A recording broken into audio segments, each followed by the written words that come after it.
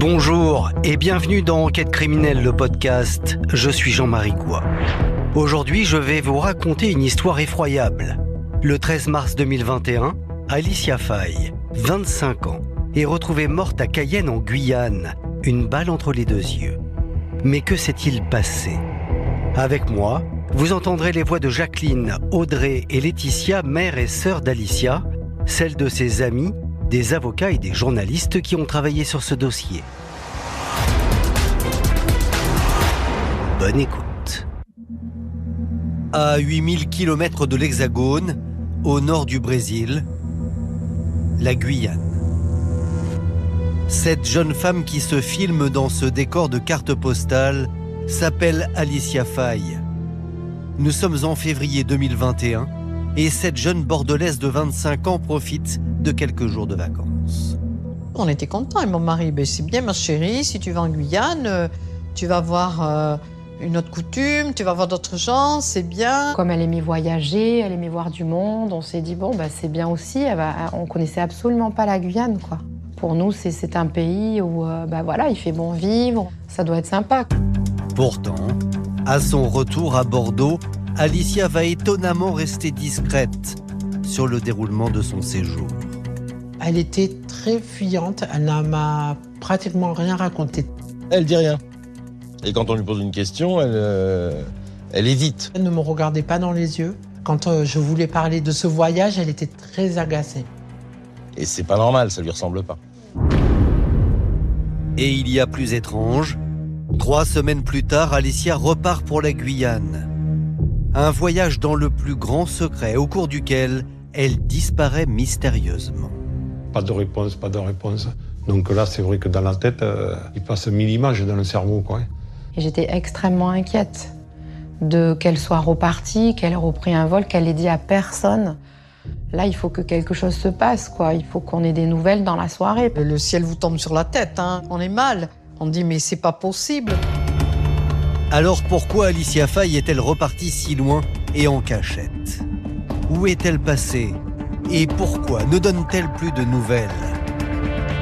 Voici l'histoire incroyable d'une jeune femme qui va connaître l'enfer au paradis.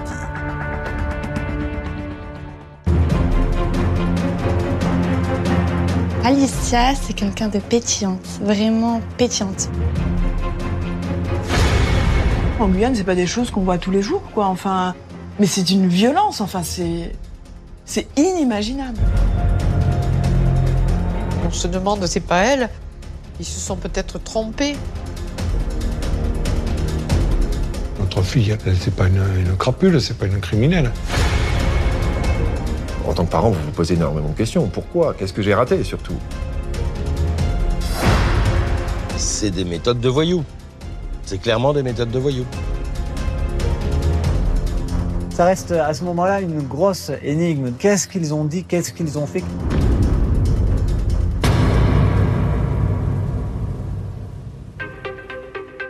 Sur les bords de la Garonne au nord de Bordeaux, Saint-Louis-de-Montferrand. C'est dans cette petite commune paisible que vivent Jacqueline et Bernard Faye. Bernard et Jacqueline Faye, c'est un couple de retraités, des gens sans histoire. Elle était ATSEM, assistante de vie scolaire, si on veut. Lui avait des travaux assez manuels, menuiserie, maçonnerie. La famille Faye est une famille de classe moyenne, tout simplement, la classe moyenne française. C'est une famille très soudée. Jacqueline et Bernard sont très proches de leurs 3 filles, notamment de la petite dernière, Alicia. Hyper connectée, elle ne manque jamais une occasion de donner de ses nouvelles. Adorable, toujours un petit mot gentil, des SMS maman je t'aime, qu'est-ce que tu fais maman, on passait pas 2 jours sans s'envoyer un petit message. Pourtant, le 12 mars 2021, ses parents comblés vont découvrir que leur Benjamine leur a caché une information importante. Je dis à mon mari, j'ai pas eu de nouvelles d'Alicia, et donc je lui ai envoyé un petit message. Coucou Alicia, comment tu vas ? Qu'est-ce que tu fais de beau ? Et là, elle me répond, je suis à Paris. T'es à Paris et qu'est-ce que tu fais ? Et comment ça se fait que tu ne nous l'as pas dit ? Et elle me répond, écoute, je suis partie passer le week-end avec des copines à Paris. On était surpris parce que d'habitude, elle nous le dit, quoi. Quand elle s'en va, elle nous le dit. Mais bon, là, elle nous l'avait pas dit. C'est curieux, car cela n'arrive jamais. Alors forcément, les parents d'Alicia s'inquiètent. Elle me faisait ses petites confidences, je suis sa maman. Elle était en confiance. Et là, elle m'avait rien dit, je comprenais pas. C'est quelque chose de curieux, quoi. Parce que Alicia nous disait tout, quoi.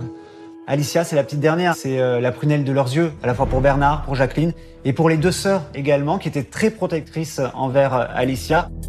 Sauf qu'en réalité, Alicia a menti à sa famille. Jacqueline et Bernard vont le comprendre 2 jours plus tard. À 20h, donc, j'entends mon téléphone qui sonne.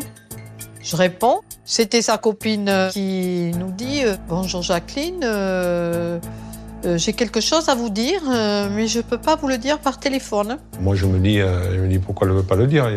Mais qu'elle vienne à la maison, quoi. Nous le dire. Enfin, se poser quand même des questions le temps qu'elle arrive ici. Qu'est-ce qu'elle va nous annoncer? Et là, donc, elle arrive. C'était 20h15. Elle tournait en rond. Elle ne savait pas trop comment me dire. Là, je sentais bien qu'elle était gênée. Je vous explique, Alicia est partie en Guyane et on ne trouve plus sa trace. J'étais sidérée, je ne comprenais rien, mon mari non plus. Et qu'est-ce que c'est cette histoire? Pour nous, vendredi, elle était à Paris, quoi, le week-end. Donc là, on tombe quand même des nues, quoi. Pourquoi Alicia aurait-elle menti? Pourquoi serait-elle repartie en Guyane sans rien dire? Sous la pression de Jacqueline et Bernard, la copine finit par révéler qu'il y a un garçon là-dessous. Célibataire depuis quelques mois, Alicia s'était inscrite sur un site de rencontre. Elle nous dit qu'elle est partie rejoindre un fameux Albert. Alors, on ne comprenait toujours pas. Alors, on dit, qu'est-ce qu'elle est partie pour une rencontre amoureuse? Tomber amoureuse, un coup de foudre comme ça, partir à 8000 km sans nous le dire. Ce qui est assez curieux, c'est qu'elle n'en parle pas à ses parents. Elle aurait très bien pu dire, j'ai rencontré quelqu'un de formidable, il est un peu plus âgé que moi, etc., etc. Or, elle ne dit rien. Elle ne dit rien. C'est pas du tout les habitudes d'Alicia de partir comme ça sur un coup de tête, rencontrer un homme alors qu'il y a assez sur Bordeaux. Sa copine, là, sur Albert, elle connaissait qu'Albert. Parce que moi, je l'ai cuisiné, quoi. Et je lui ai dit, mais tu sais pas son nom? Elle dit, non, là, t'as pas de photo? Non. Elle nous dit rien du tout, cette copine-là. Mais il y a bien plus angoissant. La meilleure amie d'Alicia explique que depuis 24 heures, leur fille est totalement injoignable. Et en effet, lorsque ses proches tentent à leur tour de l'appeler, ça sonne dans le vide. Quand moi je lui envoyais un message, elle répondait de suite. Et là, elle ne répondait pas, quoi. On l'appelait déjà, moi j'ai appelé aussitôt. Je ne sais pas combien de fois. Bon, réponds-nous, Alicia, qu'est-ce qui se passe? Qu'est-ce que tu fais en Guyane? Rien ne répondait. Moi, j'avais vraiment une inquiétude profonde au fond de moi, quoi. J'étais très, très inquiète. Il y a quelque chose qui tourne pas rond, là. Il s'est passé un problème, quoi. Là j'étais tout affolé. J'ai dit, on pense au pire, aussitôt. On pense qu'elle s'est fait embarquer, voilà. Bernard craint que sa fille ait été enlevée et qu'elle soit en danger. Il décide alors de donner l'alerte en contactant directement les gendarmes de Guyane. Mais il ne s'arrête pas là. Il prend une initiative qui va vite porter ses fruits. Monsieur Faye est quelqu'un d'actif. Il n'attend pas. Il interroge, il utilise les réseaux sociaux, bien évidemment. Et donc, il fait sa petite enquête. J'ai lancé un appel sur Facebook et j'avais marqué un gros message disparition de notre fille, voilà, Alicia Faye. Plus de nouvelles, bon, avec sa photo, tout ça. Cet appel à témoins, il a été relayé, partagé, il a inondé les réseaux de par la beauté d'Alicia. Désolé, mais c'est un fait aussi, c'est-à-dire qu'elle attire le regard. En quelques heures, du dimanche soir jusqu'au lundi matin, toute la Guyane était au courant qu'une jeune fille, une jeune femme, avait disparu. Grâce à l'appel à témoins, les parents d'Alicia ont bon espoir de retrouver rapidement la trace de leur fille. Il faut dire que partout où elle va, la jeune femme ne passe pas inaperçue. Si je sais que tu m'aimes la vie, que tu aimes au fond de moi, me donne tous tes emblèmes, me touche quand même du bout de ses doigts. Même si tu as des problèmes, Aya, Lisa et Félicia étaient les plus proches amies d'Alicia.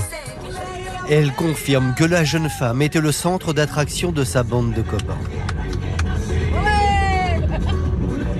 Alicia, c'est quelqu'un de pétillante, vraiment pétillante. Une femme très solaire, toujours là avec son sourire. On a envie de sourire avec elle. Alicia était toujours très très belle. Elle plaisait beaucoup.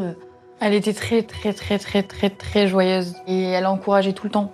Fais ta mala, fais ta mala, fais ta mala, fais ta mala, besa, besa, besa, besa.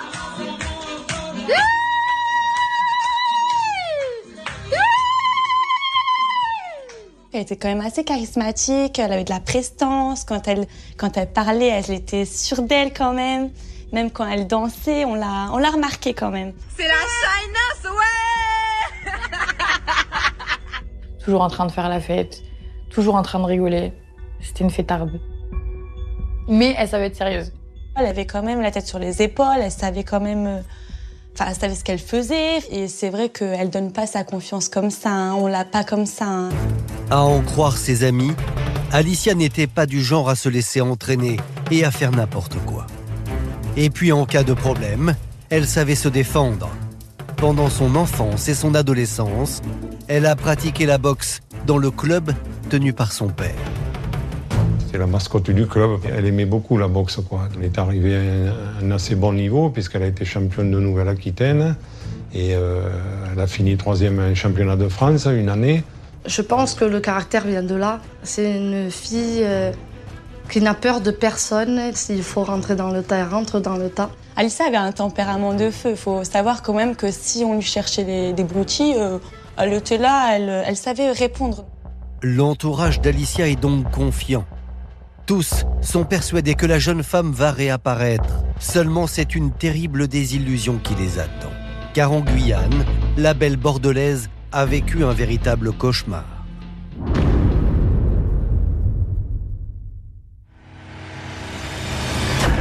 Le 15 mars 2021, alors que les proches d'Alicia sont sans nouvelles de la jeune femme depuis 3 jours, des enquêteurs de la police judiciaire de Bordeaux sonnent à la porte du domicile familial. On comprend tout de suite qu'il y a un gros problème. Donc moi, très inquiète, j'étais voir la policière et je l'ai serrée dans mes bras, je l'ai suppliée de me dire qu'est-ce qui se passait. Ne me dites pas que ma sœur est morte. Elle a regardé au sol, elle m'a regardée et elle m'a dit « Si, votre sœur est morte ». Tout s'effondre, on ne veut pas le croire, on se demande c'est pas elle. Ils se sont peut-être trompés. On ne le croit pas que c'est elle. C'est d'une violence... On n'est même plus sur cette terre, quoi. Hein. Quand on apprend une nouvelle comme ça, on est complètement abasourdi. C'est très dur. C'est horrible. En fait, moi, ce qui me tue, c'est qu'elle a 25 ans, quoi. C'est horrible. Elle n'a rien vécu pour moi. Enfin, c'est tout bête, mais elle n'a rien vécu. Tout bascule parce que nous, on la croit à Paris. On croit qu'elle s'amuse à Paris. Et puis tout d'un coup, on vient nous dire qu'elle est en Guyane. Et puis le lendemain, on vient nous dire que notre fille, elle est morte. Voilà, assassinée. En l'espace de 2 jours seulement, la vie de la famille Faye bascule dans l'horreur. D'autant qu'ils apprennent que la mort d'Alicia n'est sans doute pas due au hasard. Il y a tout de suite une colère, surtout la façon dont elle est décédée, on l'a exécutée. On s'écroule, quoi. On s'écroule. Là, elle dit, mais qu'est-ce qui s'est passé? Il nous dit, voilà, ils lui ont tiré une balle dans la tête, voilà. C'est inhumain de faire ça. C'est des bourreaux, des monstres. C'est ça qui est dur, c'est qu'on l'a abattue comme si c'était une criminelle. Alors, qui a pu en vouloir à Alicia au point de lui ôter la vie aussi sauvagement? Pour tenter de le comprendre, il faut revenir en arrière, 48 heures plus tôt, sur les lieux où le corps de la jeune femme a été découvert.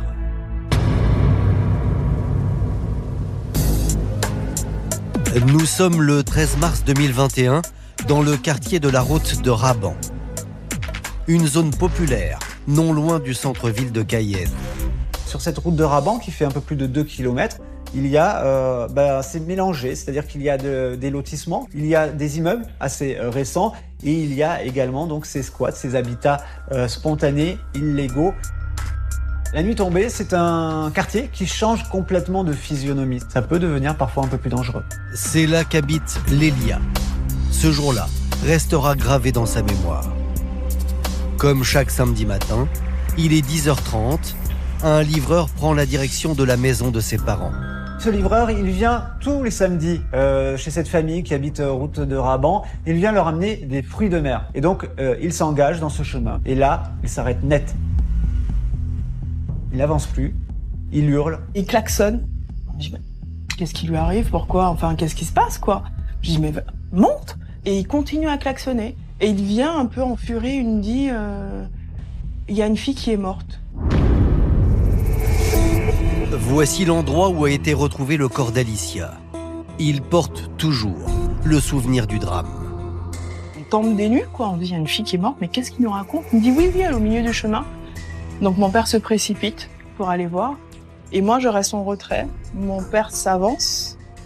Et effectivement, on voit le corps d'une jeune femme. Je vois juste ses cheveux. À aucun moment, j'ai vu son visage. Sa tête était tournée, comme ça. Et cette image-là, de voir cette jeune femme gisant à terre, c'était inimaginable, quoi. Le corps est allongé sur le ventre. C'est une masse inanimée et avec beaucoup de sang. Et elle gît dans une mare de sang, ce qui veut dire qu'elle a été tuée là et elle n'a pas été bougée. C'est pas un corps qu'on a déposé à cet endroit-là. Personne ne le sait encore, car la victime est inconnue dans le quartier. Mais il s'agit bien d'Alicia Faye. Elle n'a pas ses papiers sur elle, mais les policiers vont vite faire le rapprochement. Grâce, souvenez-vous, au signalement de son père. Et très vite à Cayenne, le meurtre d'Alicia fait la une des médias. Alicia Faye ne reverra jamais sa région natale. C'est son corps inerte que les enquêteurs analysent sur cette scène de crime quartier Raban à Cayenne. Ça a martyrisé, je peux vous dire, une partie de la population, et notamment le quartier de Raban. Maintenant, on savait qui était cette jeune femme qui était morte sur notre terrain, et on se dit, mais pourquoi, en fait? Pourquoi avoir tué une si jolie jeune femme qui paraissait si douce? La première chose qui vient à l'esprit, justement, des habitants, c'est l'émoi et le choc, et on ne saurait être différent à ce moment-là quand on apprend qu'une jeune femme a été retrouvée et qu'elle venait de faire plus de 8000 km. Et si cela marque autant les esprits, c'est parce que le type de blessure est peu commune.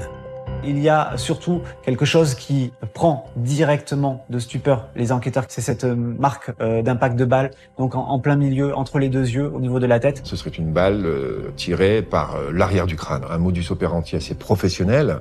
C'est assez rare en Guyane, je n'ai jamais vu un tel dossier. En Guyane, c'est pas des choses qu'on voit tous les jours, quoi. Enfin, je n'ai jamais vu ça. Je n'ai jamais vu ça. Mais c'est une violence, enfin, c'est inimaginable, quoi. À quelques mètres du corps, un étui de calibre 9 mm est repéré, mais l'arme du crime reste introuvable. Et au vu du mode opératoire, un tir précis à bout portant, les enquêteurs concluent qu'ils ont affaire au crime organisé. Ce n'est pas tout. Avant d'être abattue, Alicia aurait tenté de s'échapper, en vain.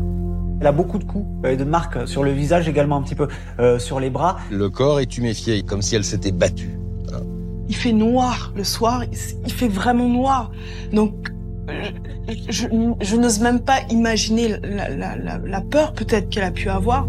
À Bordeaux, après le choc de l'annonce du décès d'Alicia, ses proches sont envahis par la colère.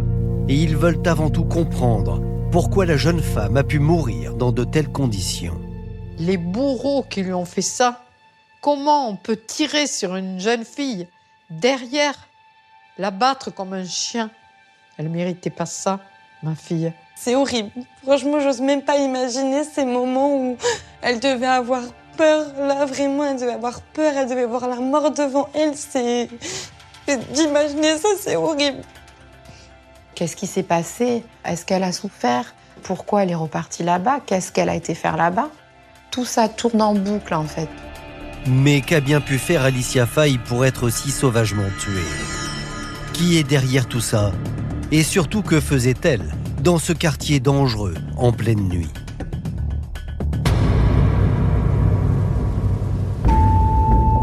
À Cayenne, dans le quartier Raban, quelques heures après la découverte du corps d'Alicia, les policiers espèrent recueillir des témoignages. Débute alors une enquête de voisinage. Lélia déclare avoir entendu du bruit vers 1h du matin.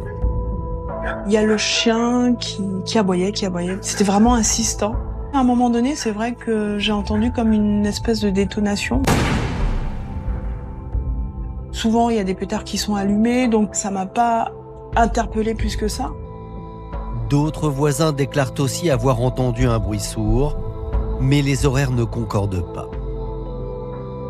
Certains parlent de 1h du matin, l'autre de 3h30, un autre de 4h, 4h30. Ça s'explique généralement dans ce genre de situation. Les gens ont des souvenirs un peu diffus.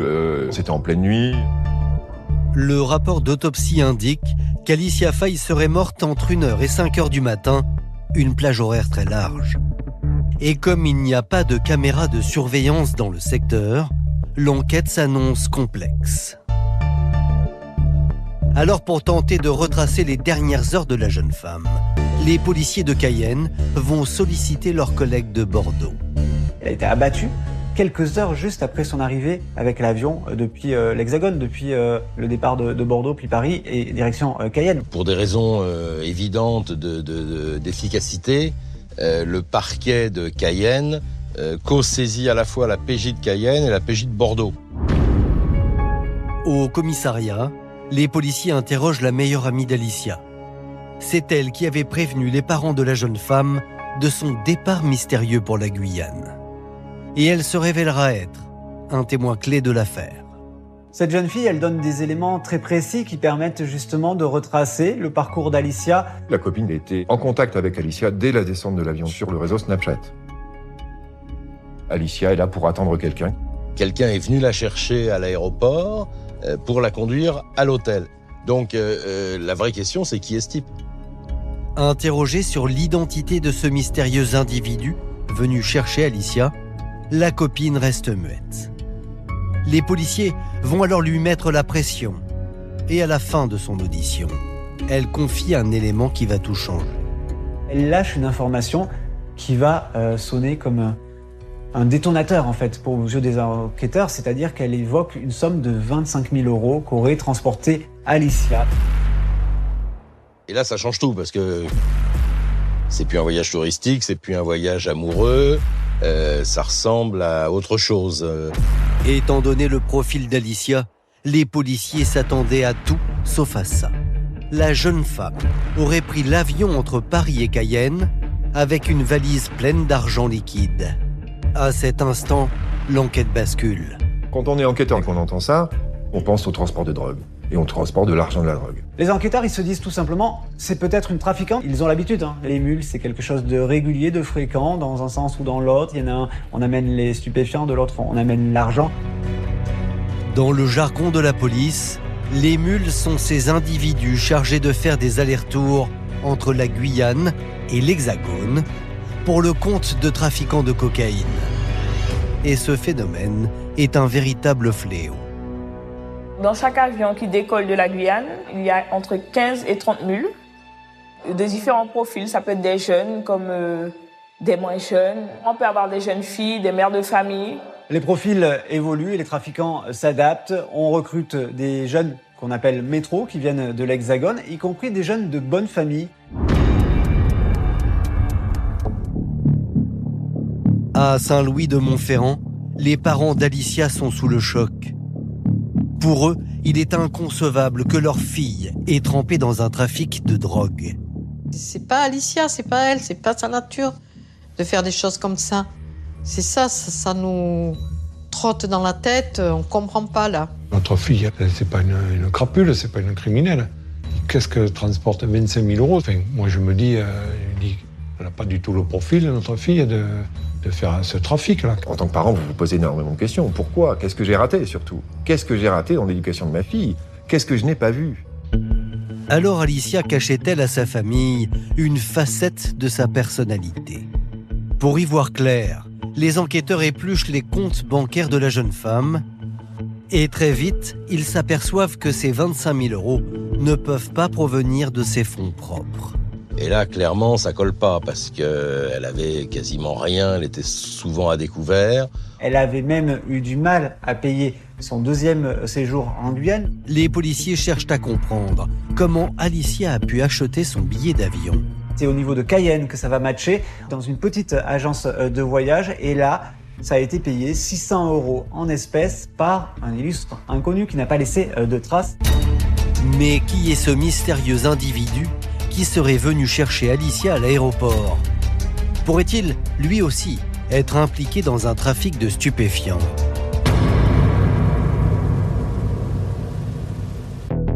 Merci d'avoir écouté la première partie de cet épisode consacré à l'affaire Alicia Faye. Dans la seconde partie, vous allez découvrir pourquoi la jeune femme avait caché à ses parents la véritable destination de son voyage. Bonjour et bienvenue dans Enquête criminelle, le podcast. Je suis Jean-Marie Goua. Dans la seconde partie de cet épisode consacré à l'affaire Alicia Faye, vous allez découvrir pourquoi la jeune femme avait caché à ses parents la véritable destination de son voyage. Avec moi, vous entendrez les voix de Jacqueline, Audrey et Laetitia, mère et sœur d'Alicia, celles de ses amis, des avocats et des journalistes qui ont travaillé sur ce dossier. Bonne écoute. 3 jours après qu'Alicia ait été retrouvée sans vie, les policiers de Cayenne se rendent à l'aéroport. Ils saisissent les bandes de vidéosurveillance du jour de l'arrivée de la jeune femme. Et très vite, ils la repèrent sur les images. On voit la jeune femme sortir de l'aéroport. Elle a le pantalon noir, la chemise blanche, les baskets blanches. Alicia est interpellée par une personne. Cet individu, il est de morphotype guyanais.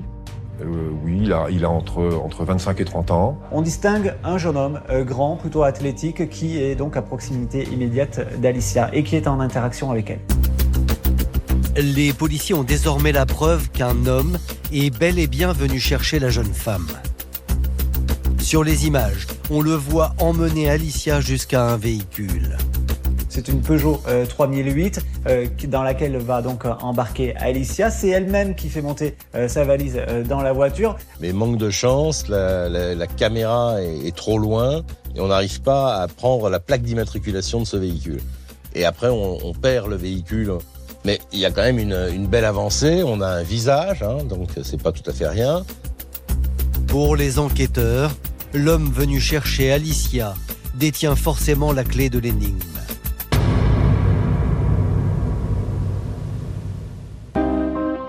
Pour retrouver la trace de l'inconnu de l'aéroport, les policiers vont éplucher la téléphonie d'Alicia. La jeune femme est géolocalisée peu de temps après son arrivée à Cayenne, dans un hôtel du centre-ville, l'hôtel Amazonia.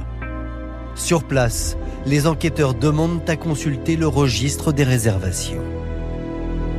Les enquêteurs ont passé les chambres des 5 étages de cet hôtel. Ils n'ont pas trouvé de réservation au nom d'Alicia ni d'Alicia Faye. Un employé de l'hôtel dit « Mais attendez, moi cette jeune fille, je vois très bien qui c'est. Et une chambre a été réservée, mais à un autre nom, un certain Dan Langorn. » Ce fameux Dan Langorn aurait été vu accompagnant Alicia à l'hôtel et c'est même lui qui aurait payé sa chambre. Les policiers, à partir du moment où ils récupèrent le nom de Dan Langorn, ils vont interroger leur fichier et là, ils vont pas être déçus. Dan Langorn, le voici. C'est un jeune Guyanais de 24 ans. Et en effet, il ressemble en tout point à l'homme venu récupérer Alicia à l'aéroport. Il est aussi propriétaire d'une Peugeot 3008. Et ce n'est pas tout. Dan Langorn match avec un passé qui paraît particulièrement chargé. Il est connu des services de police pour avoir notamment été mêlé à une histoire d'utilisation d'armes à feu. Il a fait de la prison. Il avait tiré avec une arme sur un collègue du régiment. C'était en 2019. À l'époque, Dan Langorn était militaire. Et à cause de l'incident, il a passé 1 an derrière les barreaux. Mais c'est ce que l'homme a fait depuis sa sortie qui intrigue les policiers. Car il a effectué de nombreux voyages vers des destinations qui le relient à Alicia. Force est de constater qu'on retrouve énormément de déplacements de Dan Langorn en direction de Bordeaux, de Paris ou encore des Pays-Bas. C'est pas un voyage tous les 6 mois, c'est très régulièrement. L'interrogation, c'est avec quel argent il se paye tous ces voyages. Le jeune homme employé chez EDF gagne le SMIC. Difficile de croire qu'il puisse financer lui-même autant d'allers-retours en Europe. Tout cela rajoute les soupçons de participation à un trafic de stupéfiants de Dan Langorn. Pourtant, à Cayenne, Dan Langorn apparaît comme un jeune homme plutôt bien inséré. C'est un jeune homme, tout ce qu'il y a de plus banal. Lorsque je le regardais, je n'avais pas le sentiment qu'il y a un profil de dangerosité spécifique. J'ai grandi à la cité où Dan a grandi et j'ai déjà échangé avec lui et c'est un jeune très calme. Pour mon anniversaire, il était venu avec un camarade à moi, avec sa compagne et j'ai pas ressenti que c'était des personnes agressives, mais j'ai vu des gens assez sympas. Dans le profil du jeune homme, il y a tout de même un dernier élément troublant. Il habite à Nova Park, un quartier tout proche des lieux du crime. Simple coïncidence? Peut-être pas. Sur les bandes de vidéosurveillance de l'hôtel où est descendue Alicia, la jeune femme est filmée la nuit de sa mort. Elle semble attendre quelqu'un, et pas n'importe qui. Nous sommes le matin du samedi 13 mars 2021, aux environs de minuit et demi, elle quitte l'hôtel. C'est la dernière fois que nous verrons Alicia. Elle attend sur le trottoir pendant quelques minutes et là arrive une Peugeot 3008 et c'est la même voiture qui a été chercher Alicia à l'aéroport, qui l'a amenée à l'hôtel, qui vient récupérer la jeune femme. Nous n'aurons plus jamais entendu ni vu Alicia vivante après ce moment-là. Alors, qu'est-ce qu'Alicia est partie faire dans la voiture de Dan Langorn? Les enquêteurs perdent la trace du véhicule, mais les caméras de vidéosurveillance de l'hôtel vont repérer un autre étrange manège. Ce 13 mars vers 10h40, alors qu'Alicia est déjà morte depuis quelques heures, Dan Langorn entre dans l'hôtel. Et il n'est pas seul. Ce monsieur Langorn, accompagné de sa concubine, serait intervenu 2 fois dans la chambre d'hôtel. Et puis surtout, ils vont ressortir les mains chargées. Ce sont les affaires d'Alicia qu'ils ont récupérées. Pourquoi Dan Langorn et sa compagne repartent-ils avec tous les bagages d'Alicia? Sont-ils liés au meurtre de la jeune femme?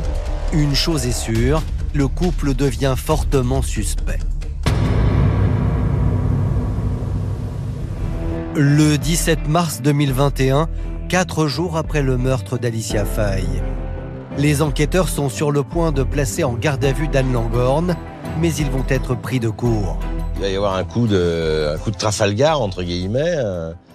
Dan Langorn se présente au centre de police de Cayenne en demandant à être entendu, en disant « J'imagine que vous allez finir par vous intéresser à moi et peut-être même me soupçonner, donc je préfère prendre les devants. » Et c'est tout naturellement que Dan Langorn reconnaît être allé chercher Alicia à l'aéroport.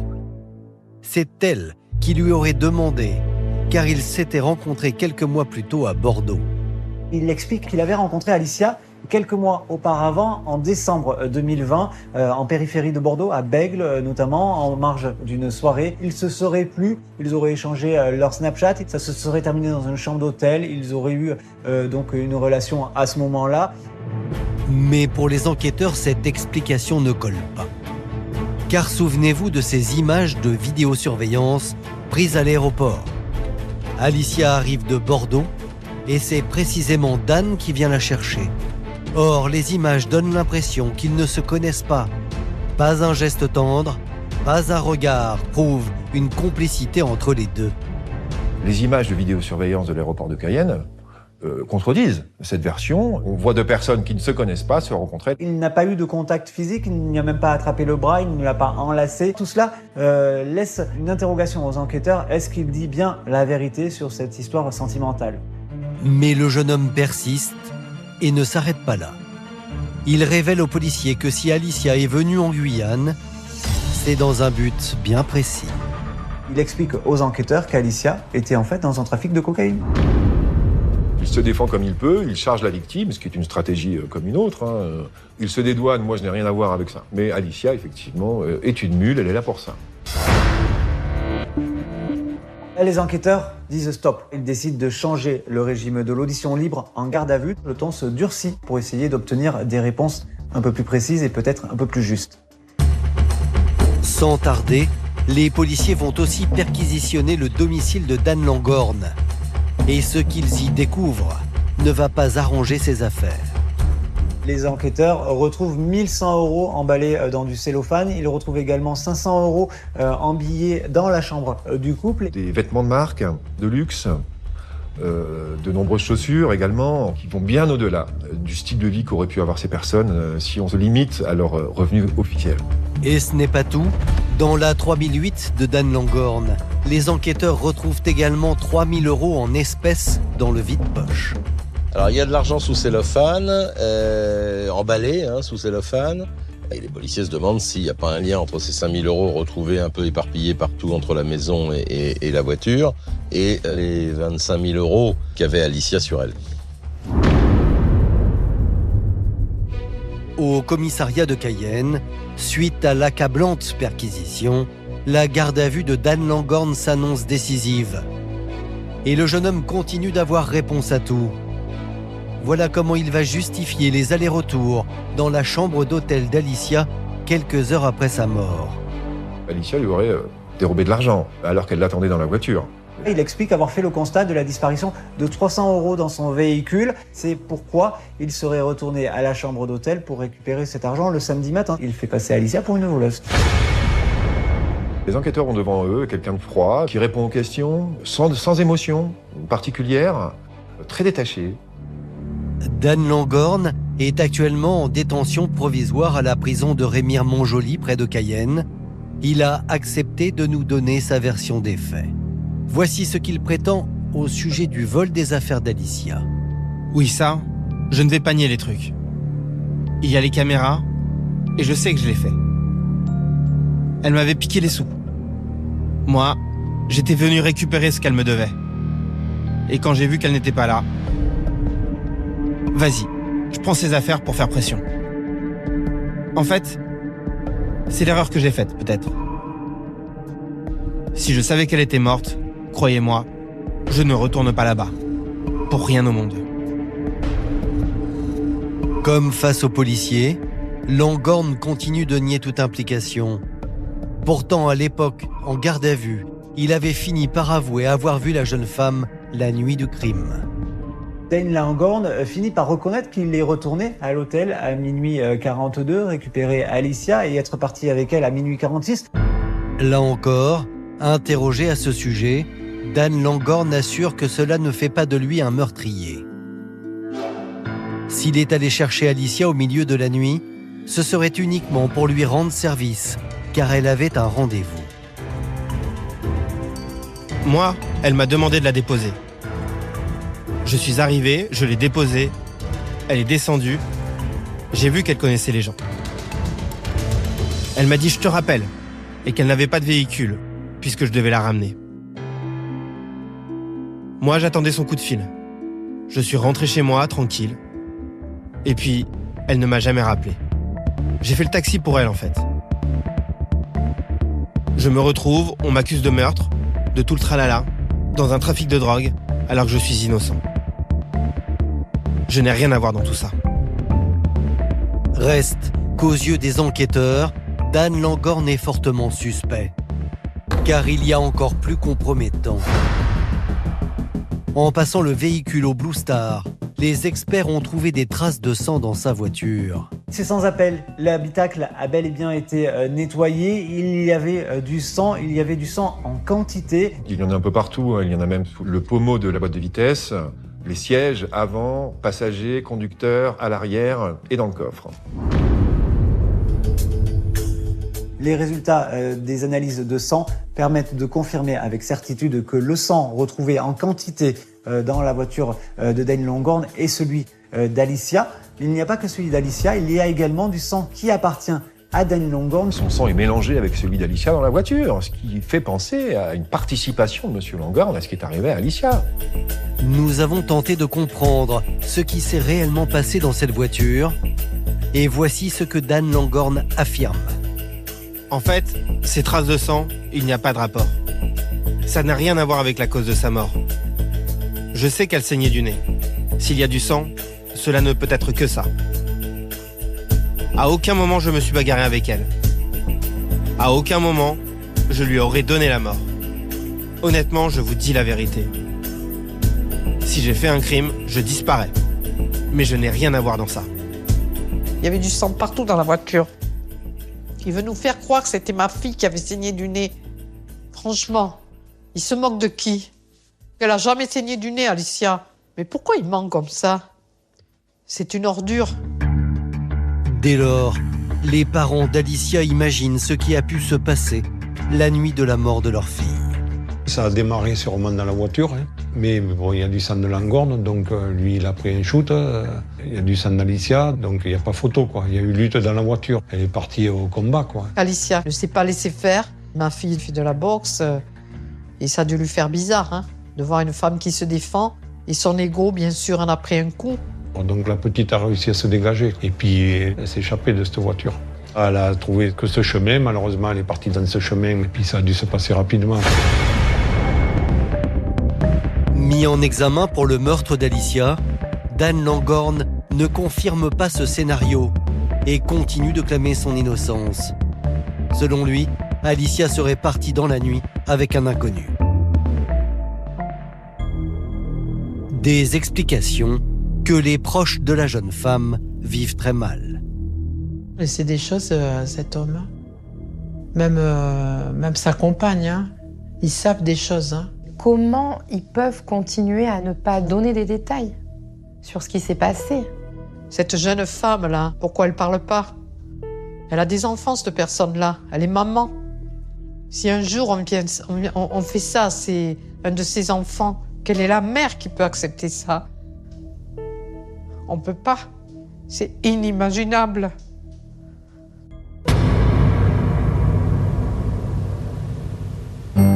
Alors, comment Alicia a-t-elle pu se retrouver mêlée à une telle histoire?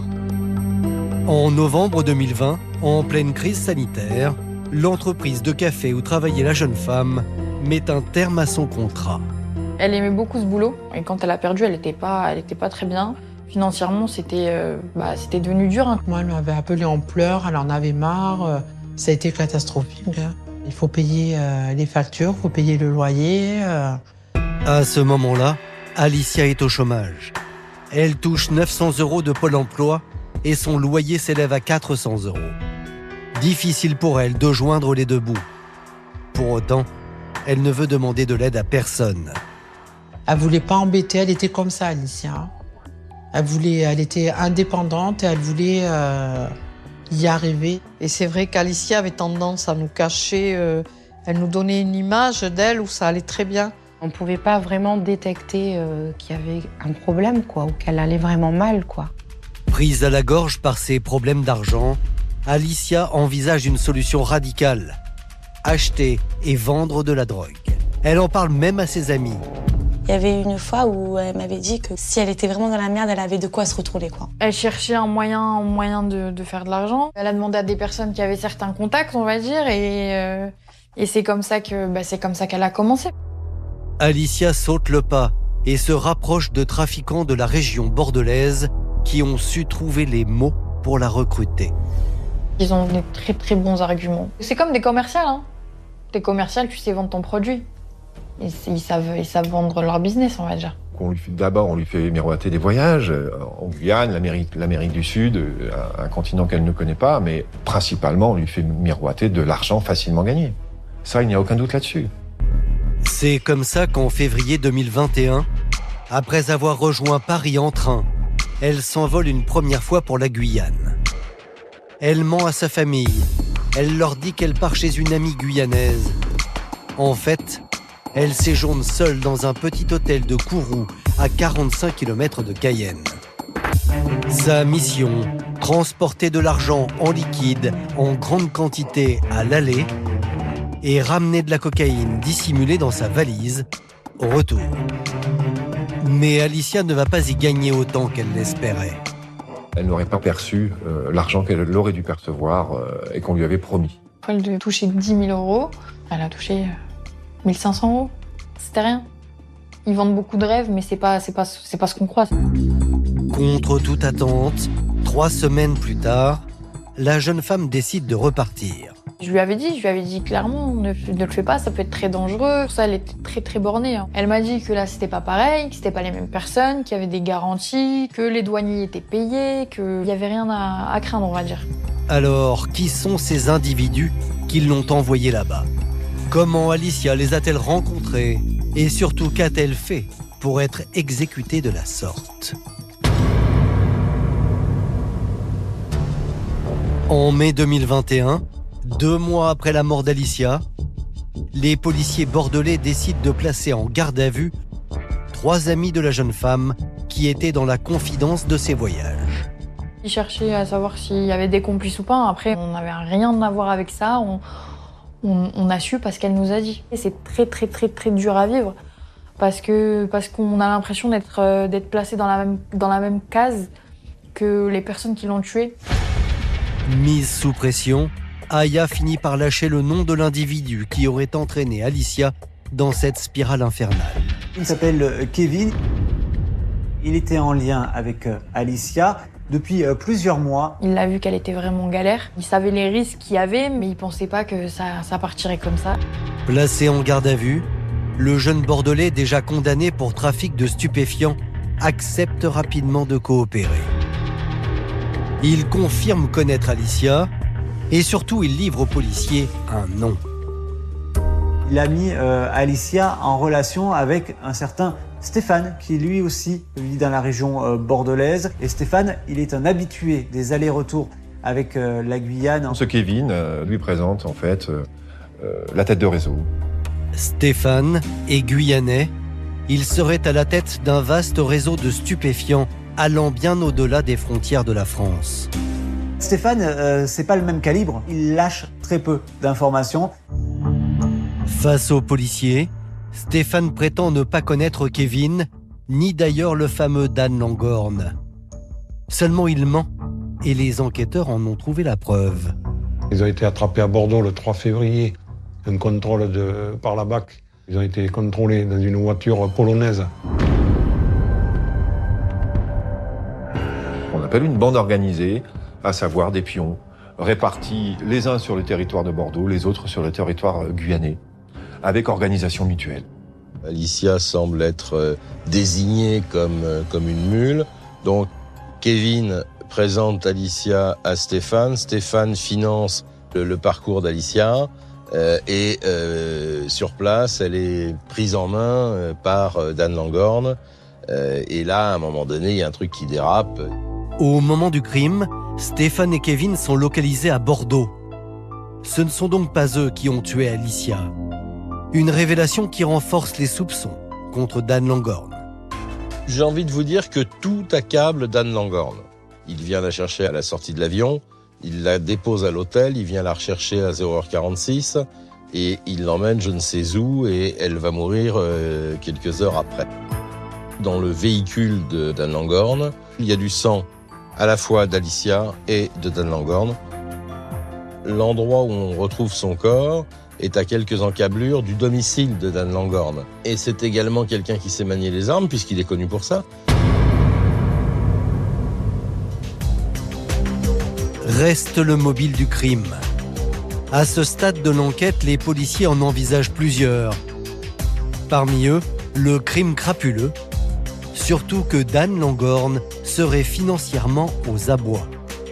Il y a un peu plus de 5 000 € qui ont été retrouvés, 20 000 € qui n'ont pas été retrouvés. Dan Langorn a-t-il braqué ou tenté de braquer Alicia et s'est-il débarrassé donc de cette personne à qui il venait de dérober cet argent? Il a un train de vie qui est largement supérieur à ses revenus. Il a plusieurs crédits, il n'est pas très loin de la banqueroute, soyons très clairs. Autre hypothèse, Dan Langorn n'était pas seul ce soir-là. Il aurait pu confier Alicia à une tierce personne.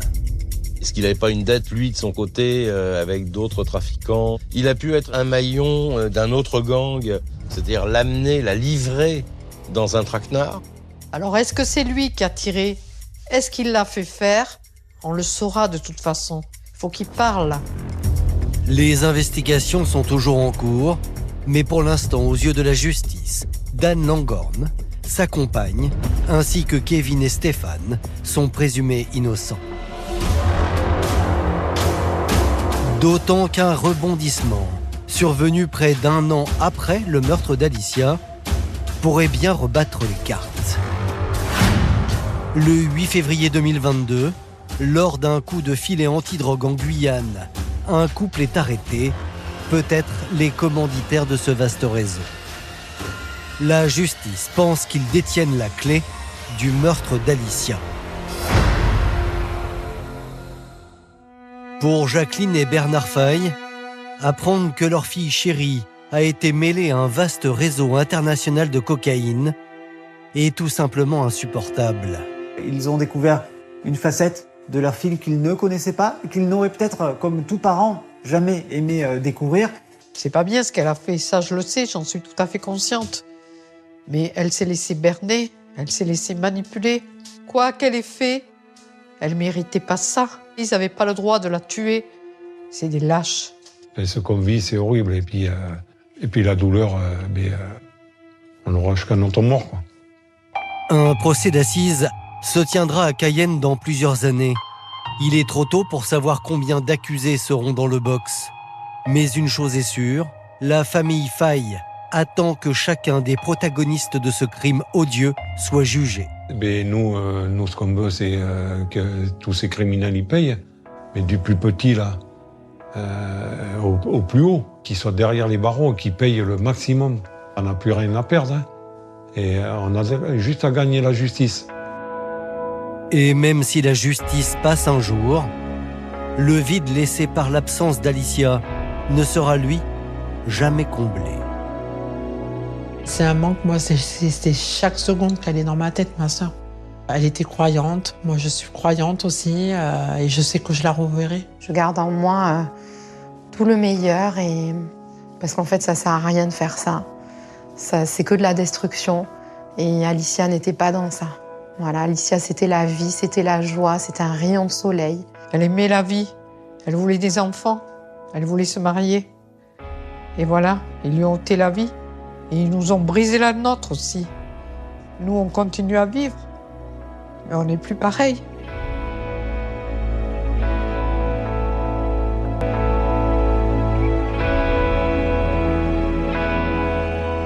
Merci d'avoir écouté la seconde partie de cet épisode consacré à l'affaire Alicia Faye.